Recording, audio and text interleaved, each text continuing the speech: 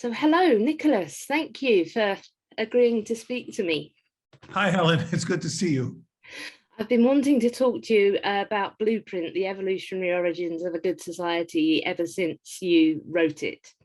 Because at the end of Cynical Theories, where I'm arguing for the need for a liberal society, and I'm talking about the need to work with human nature rather than against it, to sort of maximize our good qualities and mitigate or reorient our negative ones. So Blueprint, along with Enlightenment Now and Behave and some other books, were really very, very useful to me in that. And I particularly like your optimism and your faith in humanity as essentially good, and I share it, and your interest in where we are more alike than where we're more different. However, there's been a lot has changed since you wrote that book, and I'm wondering if when you said lines appear sharply drawn of the polarization that you were seeing, I think when you were writing in 2018, lines appear sharply drawn, it may seem an odd time for me to advance the view that there is more than unites us than divides us, and that society is basically good. Still, to me, these are timeless truths. And have the events of the last couple of years shaken your beliefs in this at all? No, not really. I mean, I didn't, what you're alluding to, of course, is the pandemic. And I happened to write another book, like in the first 6 months of the pandemic, called Apollo's Arrow, which I wasn't planning on writing. Actually, I usually write a book like every 10 years. And I had another one I was going to finish in the long term. And then the pandemic struck. And so I had devoted all my attention to the pandemic for the last couple of years.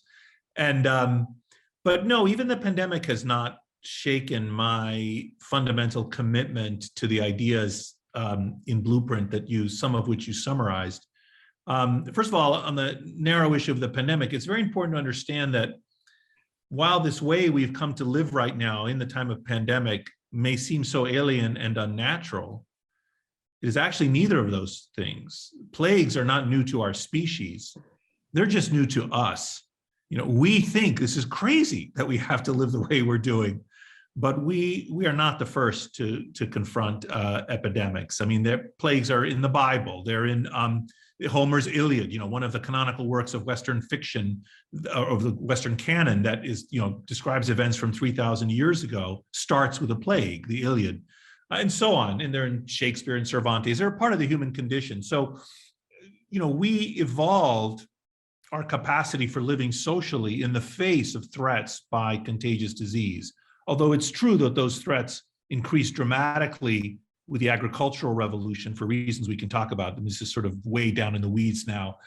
But no, I don't think human nature has changed. And and I think the pandemic has brought forth all of the elements of human nature, both good and bad, the polarization, the kind of every man for himself philosophy, the selfishness, the mendacity. These are all things that we are also prone to, but equally, and I'll shut up in a second, equally, I think that for too long, scientists and people on the street have been overly focused on the dark side of human nature, on our propensity for violence and selfishness and tribalism and cruelty and mendacity and so on, some of which we've seen during the pandemic. But equally, we are prone to be good. We are capable of love and friendship and cooperation and teaching and all these wonderful qualities. And natural selection has shaped those qualities in us. We cannot but manifest them when we live socially. And we are also manifesting those during the pandemic. We are cooperating locally and on a global scale. We are doing all kinds of things that manifest our altruistic and better impulses. So anyway, there's a connection in some sense between all of these ideas. But no, to answer your question, the pandemic has not shaken my fundamental optimism about human beings. Good. It hasn't shaken mine either, but a lot of people have asked me, am I ready to give up on liberalism now because of the increased polarization? And like you, I sort of say no. We need strong man rule, right? In times of threat, right? We need, no, this is nuts. I completely agree with you. But I mean, my area of study, so I agree with you. I looked at how situations changed socially for women in England in the late 14th century following the Black Death. So I'm also aware of how living with dangerous pandemics can affect sort of human nature. And I admit to a rather naive belief when the virus hit, thinking, well, this is horrible, this is terrible, but perhaps there'll be a silver lining that we now have a common enemy and we can pull together and we can overcome some of the tribalism. But then I saw there was, first of all, an argument that women were being disproportionately affected by this, even though more men were dying. Then there was a focus on a greater number of racial minorities being affected, and this was put down to white supremacy, where in the UK, it seems to be because they're more likely to live in cities, have multi-generational families and be frontline workers. And now we have people sort of deciding whether or not to take vaccines and wear masks, seemingly based on their political positions. And so I felt like I'd been a bit naive with that. But as you say, I have also seen the good side of this. I've seen the people, my mother, she had her first birthday in lockdown. She put this on nextdoor.com. She woke up the next morning to a load of presents and flowers in her garden. You know, people didn't want her to be on her own. There has been this pulling together. And we saw that during the Black Death as well. There was, of course, a huge persecution of the Jews, which seems to always happen whenever people feel threatened in European history. But there was also people sacrificing their lives to save others and to come together. So I wonder, is COVID, I mean, in Blueprint, you say that sadly, and you use the word dispiriting, I think more than once for our in-group preference, which I also find dispiriting. Do you think there's a difference between, if we have to have a common enemy in order to feel bonded, is a virus not really like a common enemy because it's not a person, it's not a group? There's so many things in what you said. Let me pick up on a few of the threads. First of all, the idea that a plague would force people to see our shared humanity and our shared interests is actually a very old idea. I was rifling through my notes here, but I don't have it, unfortunately. There's a wonderful quote from Saint Cyprian, I think in the 5th century, no, earlier. I can't remember the date right now. I can't remember when Saint Cyprian was alive, but it was over 1500 years ago during a plague in Rome, I think in the 5th century. He talked about how, we were all joined in fleshly equality. And the plagues make it very clear, that they just kill indiscriminately, especially serious plagues like in the bygone days. There's, if the plague is killing 90% or 50% of the people in a town, these differences between young and old, rich and poor, religion and ethnicity and so forth, disappear because everyone's dying. It's when they're lower percentage mortality that we can see the kind of stratification that you alluded to earlier.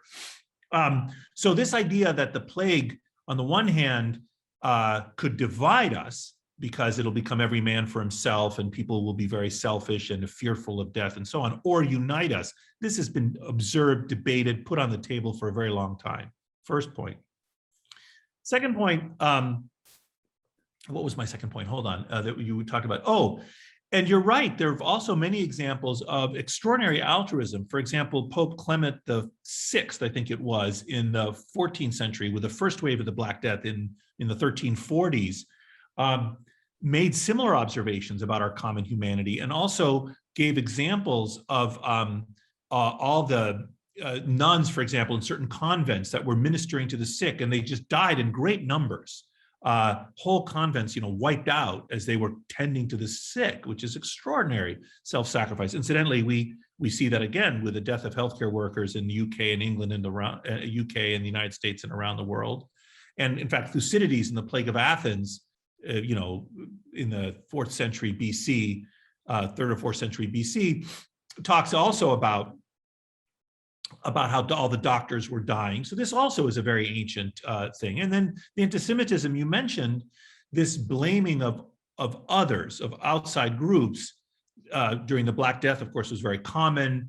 many examples of all the Jews in cities being put to death, burnt at the stake, buried alive, just awful accounts. Sometimes it wasn't just Jews, like there was a case of 4 hapless Spaniards that were flayed in Italy because some Italian city decided they were to blame for whatever was happening. And actually Pope Clement VI had very enlightened ideas about this.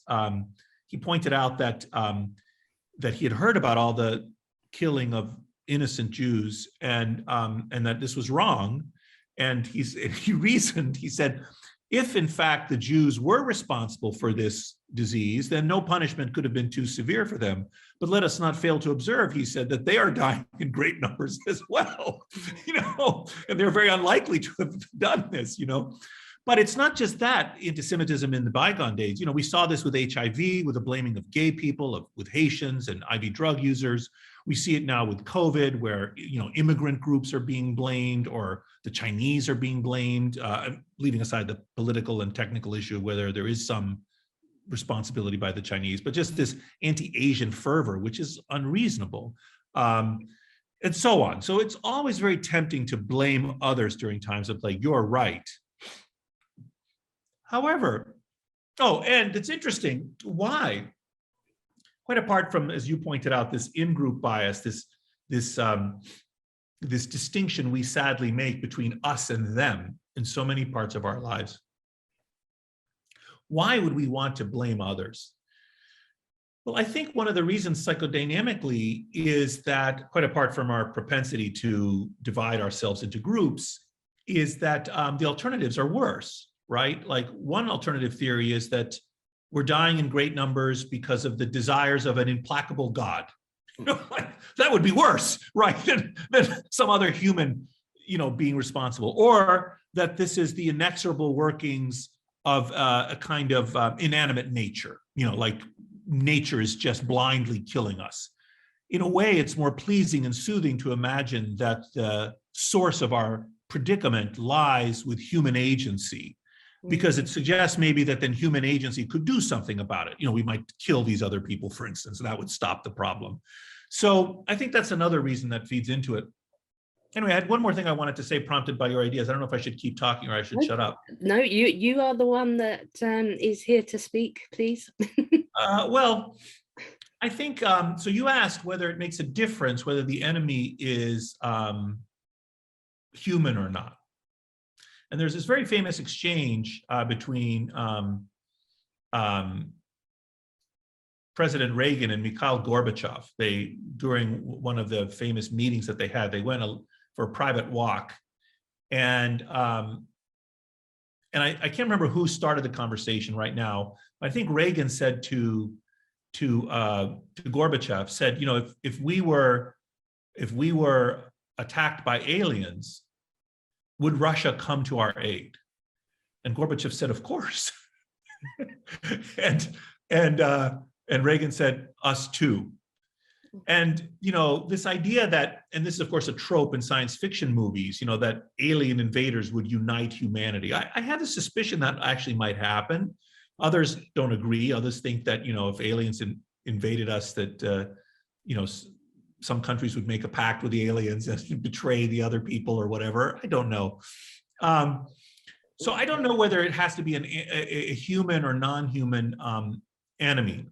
It is true that there's a large body of research that shows that when disparate groups have a common enemy, there's less division. And one theory that I mentioned in Blueprint is that part of the reason we're seeing so many divisions in the United States right now has to do with the collapse of the Soviet Union. In other words, when the United States shared as an enemy in this, it had an enemy in the Soviet Union, they thought, Americans were more likely to bond together. But with the ascendancy of America, and that may happen again, by the way, with the rise of China, but with the ascendancy of the United States and into one global superpower, a more unipolar world, sort of we fell upon ourselves is one theory. Let me say one more thing. These ideas do lead, however, to a solution to the kind of illiberalism and division that you've written so capably about in Cynical Theories and that you advance online, where I follow you on Twitter, and I admire your patience and your your extraordinary perspicacity when you fillet some of these arguments, which are, just nonsensical, frankly.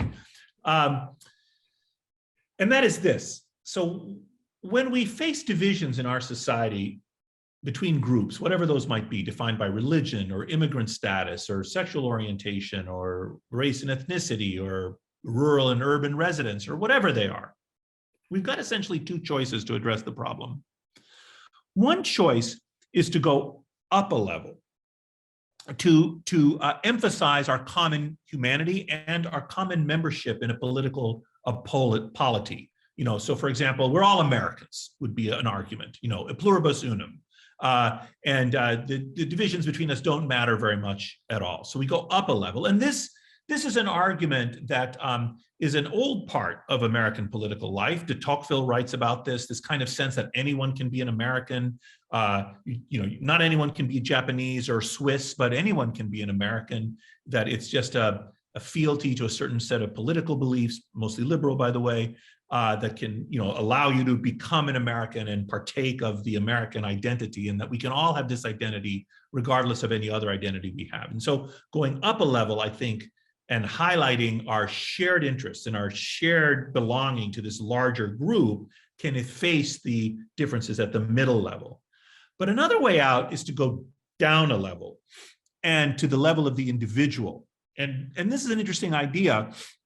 As I talk about in Blueprint, why did we evolve the capacity to be individuals? Many people probably haven't thought about this. For example, all of our faces are dissimilar.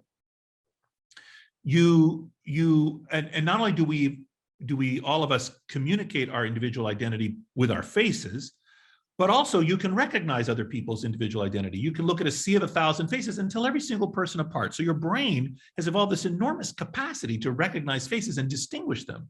Actually, as a footnote, you can also tell how related people are. Like you could look at my children and say, they're siblings. You'll see a similarity. So you have this extraordinary capacity in your brain. Now we evolved this capacity, which is expensive from an evolutionary point of view, to signal our individuality and to detect the individuality of others. This is uncommon in the animal kingdom. And furthermore, before I get to that point, in order for our faces to do their job, all faces must look different. But for our kidneys to do their job, all kidneys must work the same.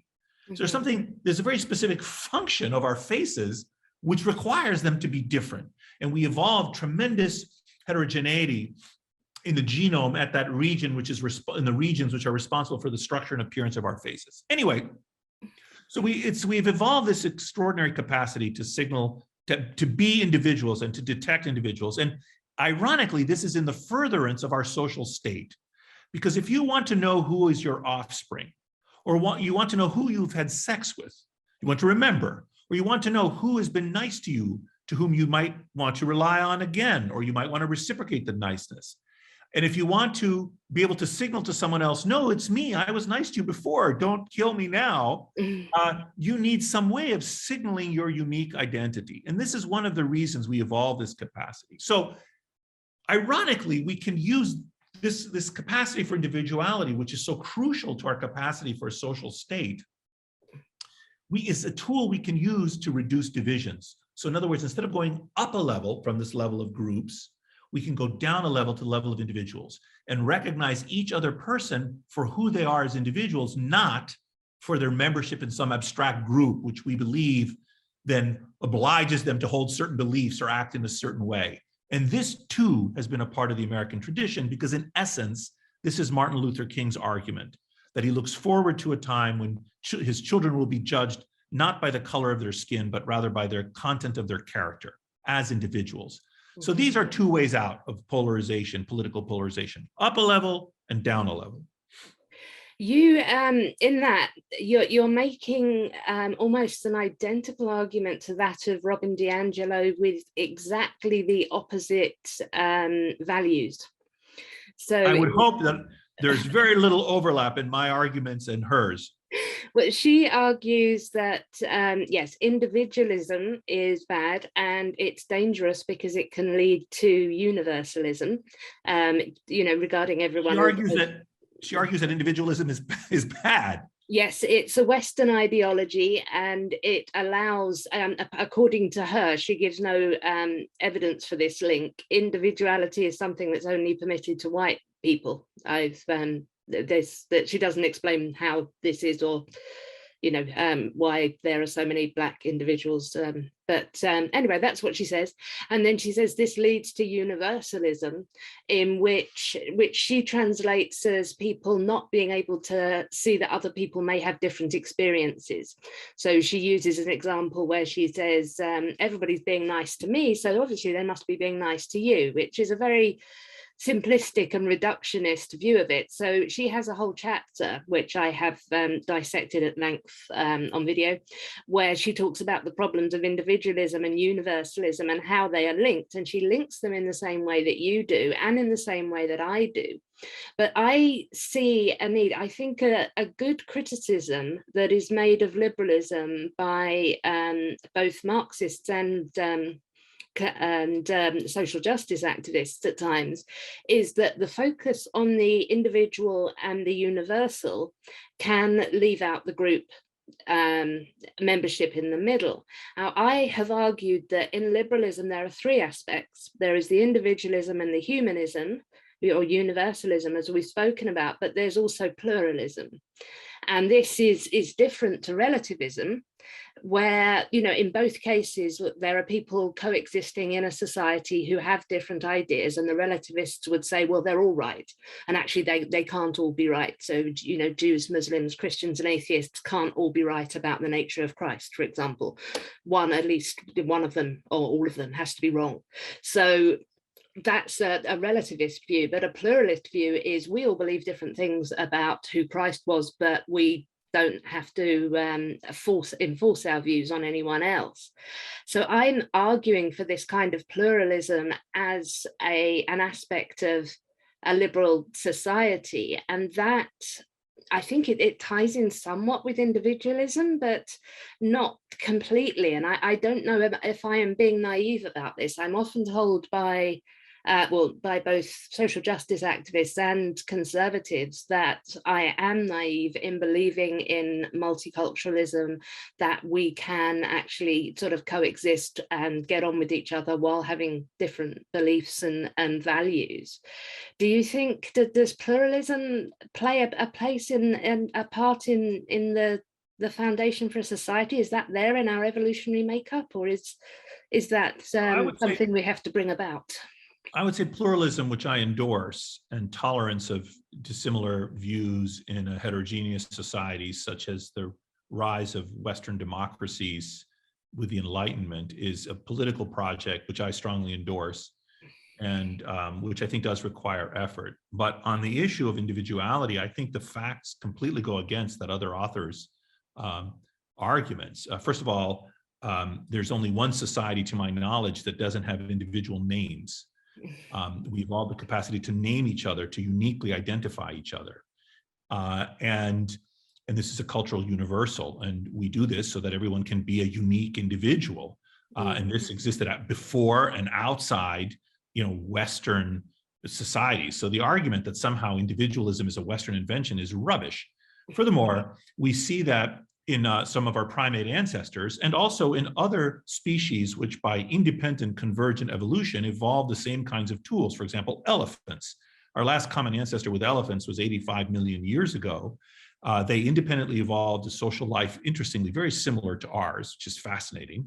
And they also have individual names for each other. So do dolphins, by the way, using certain click sounds that we know. So this notion that individuality is somehow a Western production is rubbish. Now, the idea that, so first point, the belief that there are certain universal claims or features of human beings, I think is not just a belief. There's a tremendous amount of evidence for this, which I try to marshal in Blueprint, and readers can judge for themselves whether I'm successful or not in the evidence that I marshal.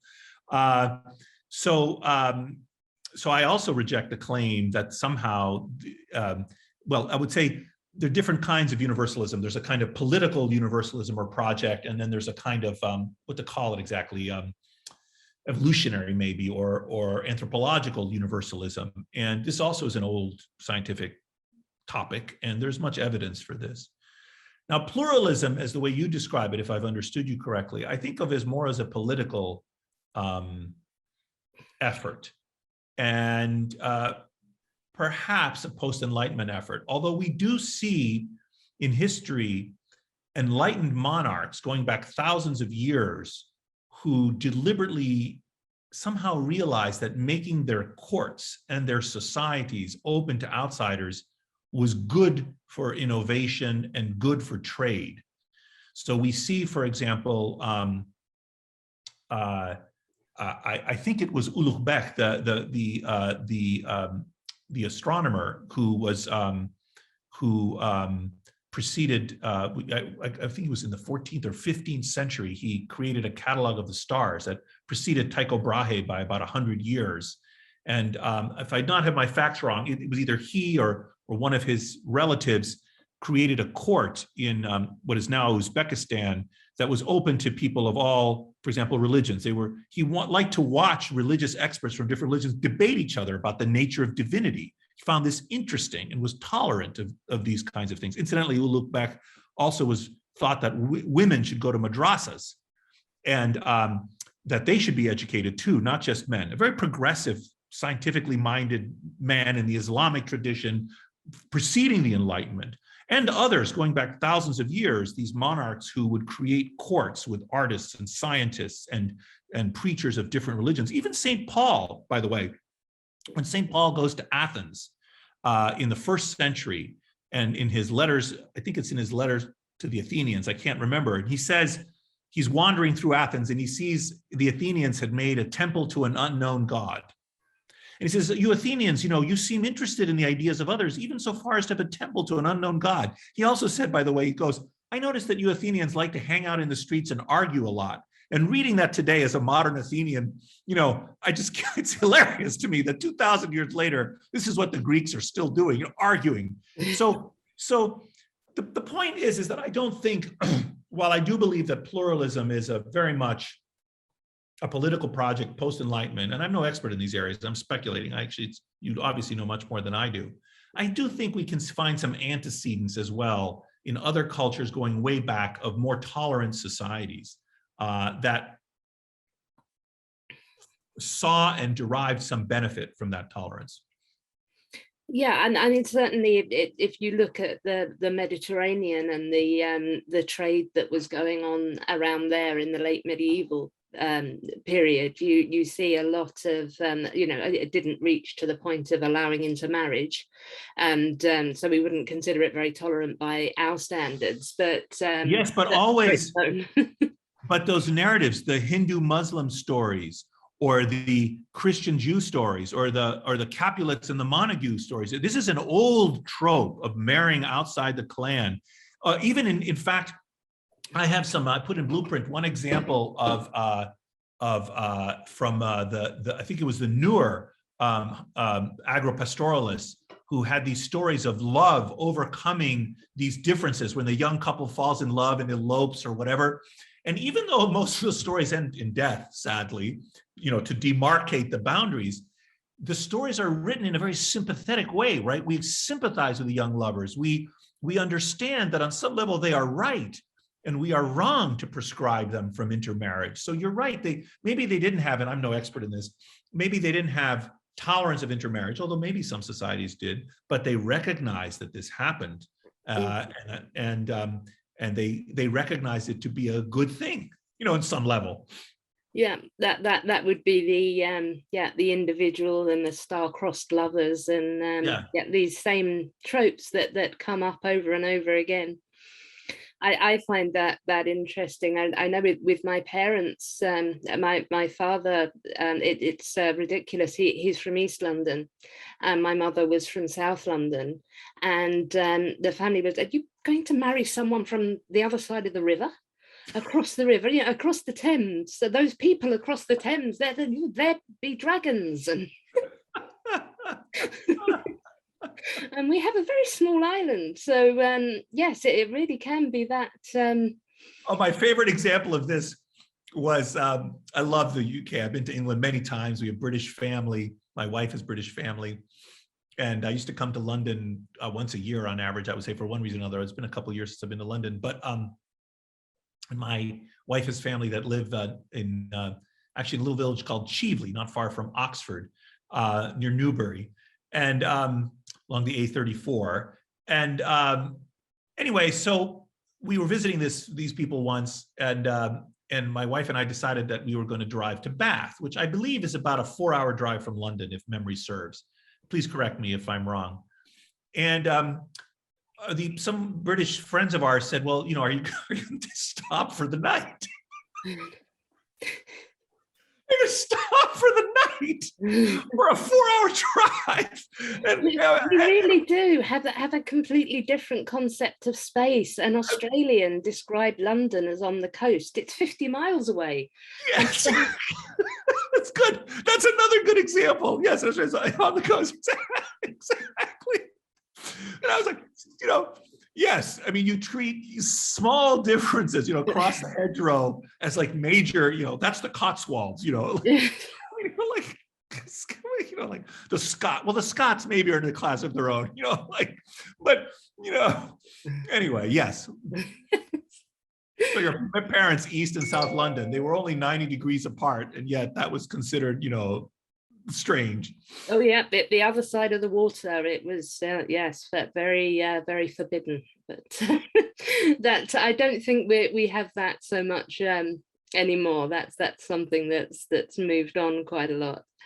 So I also wanted to talk to you about the idea of mild hierarchy. Now I have a sort of intuitive dislike of hierarchy, but you've kind of persuaded me in Blueprint that rather than obviously hierarchies of race or sex or class are I think is still not justifiable, but if you're looking at hierarchy and the examples that you give as a leader who is chosen for his or her abilities and character, and who is supported by the people, essentially, a smaller form of democracy, and a larger form of democracy, then this idea of mild hierarchy is something innate to us that we have to accept, that we just do in groups.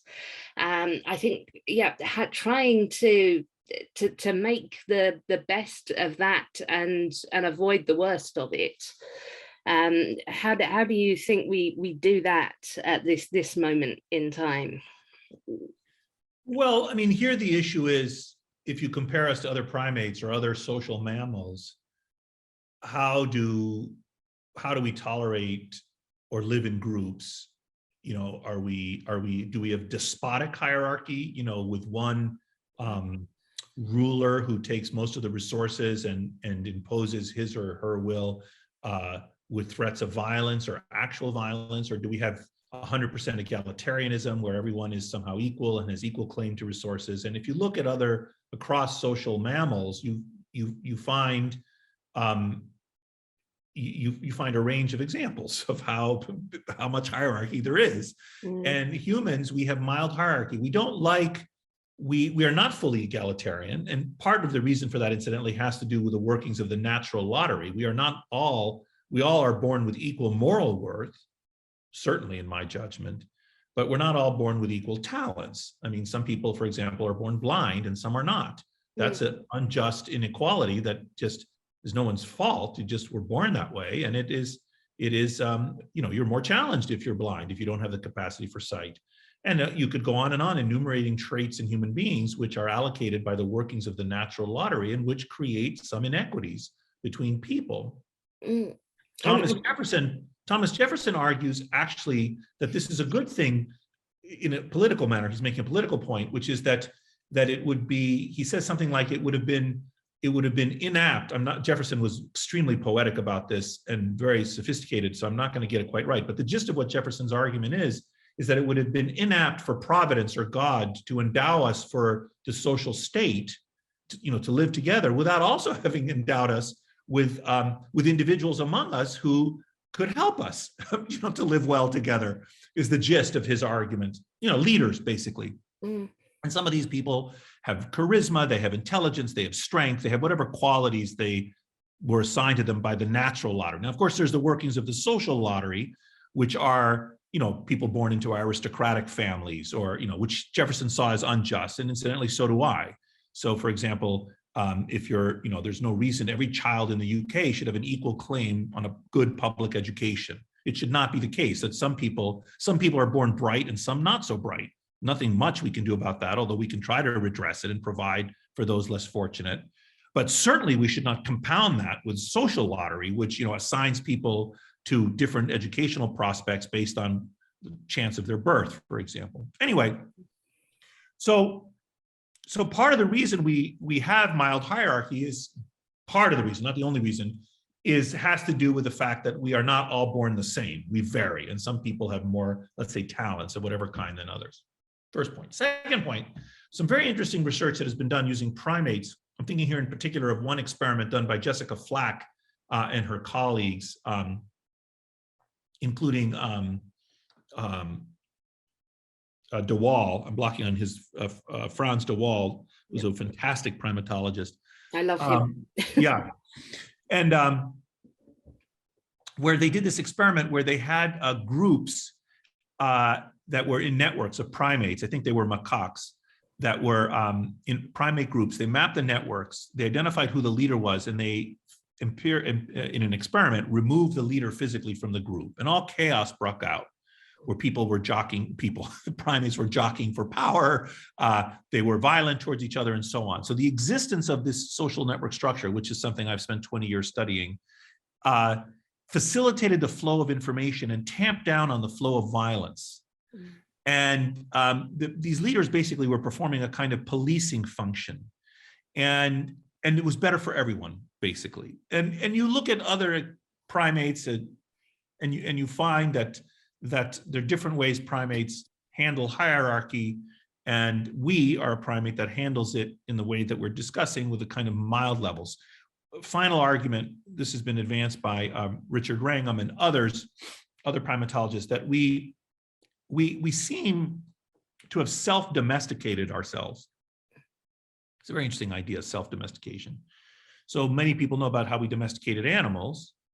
And if you look at domesticated animals, they share many qualities. If you compare, for example, pigs to boars, or cows to an ancestral aurochs, or dogs to wolves, and so on, you find that the domesticated version of the animal is more peaceful, milder, often has curly tail, which is interesting, instead of a straight tail, piebald fur, the patchy fur, their ears are floppy instead of sitting upright, all these physical traits and behavioral traits.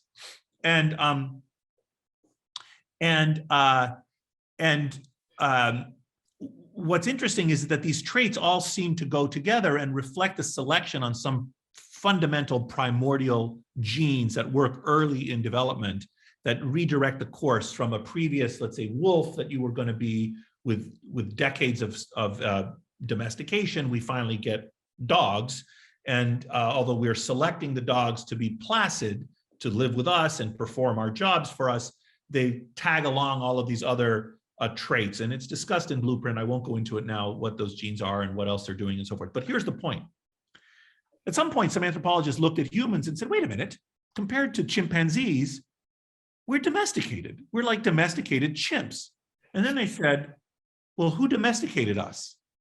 For all these other animals, they were domesticated by us, but who domesticated us? And then people said, well, maybe we domesticated ourselves. And the theory is that when some of our leaders would become too despotic, we would band together and kill him. Mm-hmm. And that slowly over time, by weeding out the more violent, non-egalitarian members of our species, we evolved to become the more egalitarian, more cooperative, less despotic, but still not fully egalitarian species that we are. So anyway, those are some ideas about the evolution of mild hierarchy, and frankly, why I think it's inescapable. And incidentally, why I also think that political projects, part of the argument, and I touch on this towards the end of the book, is Blueprint is not a political book explicitly. I'm not making an argument that we should or should not have a particular political arrangement, except for the fact that I argue that political leaders who seek to establish a political order that is at variance with our natural tendencies are unlikely to succeed. So the East Germany, for example, that and totalitarian societies that try to efface the bonds of friendship between humans. You know, you're supposed to address everyone as comrade. We're all supposed to dress the same. So we remove our individuality. You're not supposed to have friends. You're supposed to betray your family members, right? To the Stasi, people were betraying each other. The totalitarian regimes tried to break down all these fundamental human qualities of love and friendship and identity and so on. Those are bound to fail because they're working against human nature. And similarly, a kind of either far right or far left project, incidentally, that seeks to impose some kind of total egalitarianism will not work, in my view, given the kind of animal that we are. This is the argument that I've made as well when criticizing the critical social justice, as I think is the most accurate term for it, is that they have that kernel of truth at the center and then they go the wrong way, away from human nature with it. You know, if you want to increase racial equality, then the last thing that you should do is set up race as a zero-sum game of two groups of people in competition with each other, and one of them being oppressed and one of them being an oppressor. You know, that's by setting it up so simplistically like this, we're seeing a rise, certainly here in the UK, I get on Twitter as well in the US, a kind of an increase in white identity politics as well, that's sort of coming back at this. It's almost as if sometimes I think, and I've said in frustration, that sometimes it feels as though these theorists have just arrived on the planet. They haven't encountered a sexually reproducing social species of mammal before, and they're trying to work it out with all these bizarre theories that haven't quite got there yet. But I wanted to pick up on what you said about this natural lottery, because in Blueprint, I agree with you very, very much when this bit at the end where you said that you talk about the fear of genetics, and that we're going to do better if we don't fear genetics. That yes, there's always the chance for abuse, but we're still better off in the long run knowing the truth. And I wonder if there's a difference between a fear of genetics and a fear of human nature, because I understand for me, for example, I have no problem whatsoever with recognizing that there are cognitive, psychological and behavioral differences between men and women.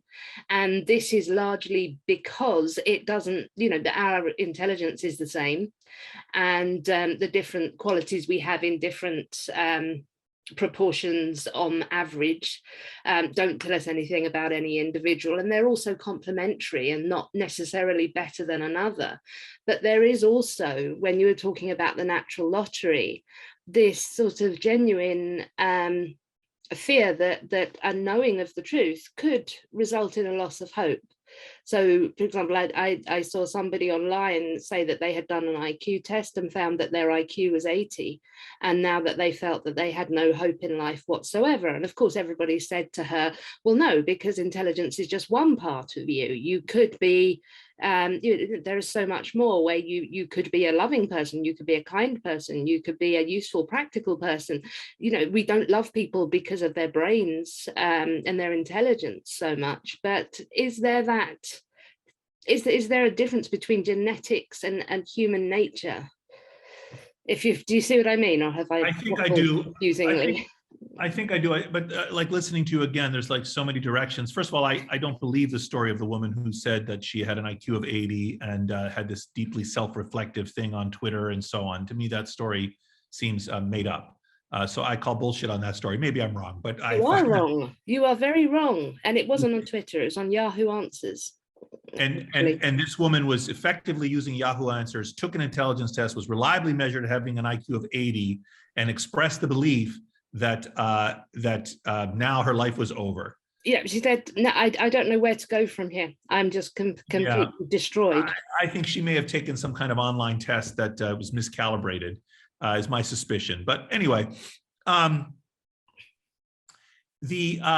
yes, of course, there's a difference between genetics and human nature. There are other kinds of aspects of our nature which have to do with non-genetic transmission. First of all, culture being one of them. And genetics is probabilistic. It's not deterministic. There, as you said, traits on average are true. They're not. Very few things are deterministically true in genetics. And anyway, they're different concepts. This idea that when I speak of human nature, I speak of the totality of things that characterize our species, only some of which, are directly related to our genes. And even when you speak of genes, it's not the same as genetics. So I don't think we need to conflate those concepts. First point. Second point, even if true, and I think I argue this in Blueprint, I certainly wouldn't want to be the kind of person who doesn't want to face an unpleasant reality. It's a little bit like the correct, in my view, left-wing critique of the right wing's avoidance of evidence regarding climate change, right? It's like, well, we don't want to believe in climate change because it's inconvenient, it'll upset the apple cart or whatever.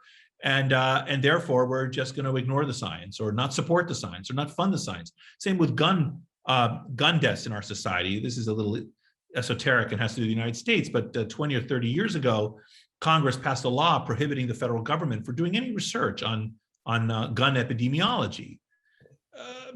For political reasons, right? They didn't want to know the results about why guns. I agree. I completely agree with you there. Yeah. So that's not a rational approach to the world. So even if it were true that genetics would lead to the discovery of some unpleasant truths, I'd rather know those truths than not know them.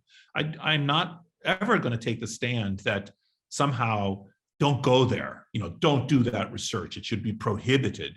And there are much better examples of research that if we're going to really have that debate, it's like, for example, gain of function research with respect to viruses. Should we prohibit that research or not? There are much more deadly things that we could, nuclear, bombs, for example, and so on. I mean, so I don't think that we need to, and I say this recognizing the awful history of eugenics. And actually, one of the things that's really awful is so many of the pioneers of genetics and statistics from 100 years ago, absolutely brilliant scientists. Fisher, for example, statistician, Galston, many of these scientists were in favor of eugenics. And that's awful, right? But their science was phenomenal. And I think this is another whole topic. We can use their science, respect their science, admire them for that, and not also adopt a eugenicist point of view. We're not obliged to do that just because of genetics to become eugenicists. So yeah, I agree that scientists should be able to study everything, and that there's almost nothing that it isn't useful to study. I also understand the perspective that discovering some things is upsetting, is distressing, and those individuals don't have to study them. It's like particularly when feminists will point out that the vast majority of violence is committed by men. This is relevant in some situations if you're looking at, say, how to reduce violence, but when you bring it into every conversation on every subject, then you may think there's an agenda there. But this is the thing, you see. There are differences on average between genders in all kinds of things, including violence. If you look, for example, at chimpanzee violence, both the victims of violence and the perpetrators of violence, there have been many studies of chimpanzee violence. It's almost identical to humans, isn't it? Yes, and like 90% of the assailants are male and 90% of the victims are male. And they're not encultured to act this way. If you look at this testosterone, if you look at the sexual dimorphism, the difference in the shapes of our bodies and what it means likely for our ancestral propensity to violence. There's so much overwhelming evidence about this. And incidentally, if that's the case, and I think part of the reason people don't want to accept that is because there may also be other male-female differences on average, which which are true, which are facts of nature. And we can't remake them simply by choosing different words or pretending they don't exist. I accept that you are more likely to have a better sense of direction than me because you have more testosterone than me, and the way that your brain is structured. In my case, it's certainly true. While other women do have a sense of direction, I certainly don't. Women on average are more verbally skilled, but not every woman is more verbally skilled than every man, of course. So I think that's that's the ethical framework to apply to the facts, which shouldn't be ignored. But I wanted to finish by particularly appreciating your take on human nature, as you describe it as being as a clock, and this is where I agree with you completely, that ought is distinction, which I may even feel more strongly than you. I don't think there is a distinction. I think that oughts, when it comes to morality in humans, are actually our best estimates at ises, which we haven't been able to work out because there are so many factors that we'd have to actually work in, but people won't know what I'm talking about. So let me go back. You talk about a clock and you say we know what a clock is meant to do. And if it's telling the time correctly, it is a good clock, it's working well. If it's not, then it isn't. So humans, obviously much more complicated, but we have a human nature. So I've often argued with religious people who say that there's no objective, I don't have an objective morality because I'm an atheist. And they but see objective as having to exist outside humanity. And I don't understand why that has to be the case. It can there not be an objective morality for humans? And this is what I think you argue essentially in Blueprints. And I found that particularly useful because it just sort of encapsulated what I was trying to get at. I don't think there's an objective morality, and that my morality isn't the same as, say, a cat's or a dog's, or probably another species evolved in different circumstances if there is an intelligent species somewhere else. But there is an objective human morality, a better and a worse way to do things. We just haven't worked it all out yet. Would you? Well, there, of course, I'm borrowing the ideas, including the clock example, from British moral philosopher Philippa Foot, who had a very famous essay, which she begins magnificently. What a great piece of prose. She goes something like, in moral philosophy, I think it is helpful to think about plants. Oh, yes.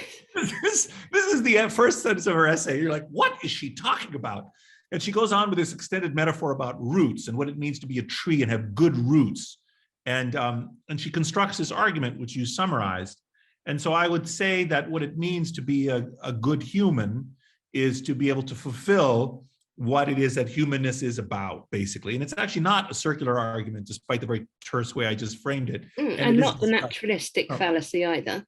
No, it's not. I don't say that all things that happen, not all natural things are good. For example, maternal death during childbirth is natural, and yet it's awful, it's bad. That's not what I'm arguing. It's but I am optimal for humans to die in childbirth. Say that again? No, that's correct. That's right. And that's exactly right.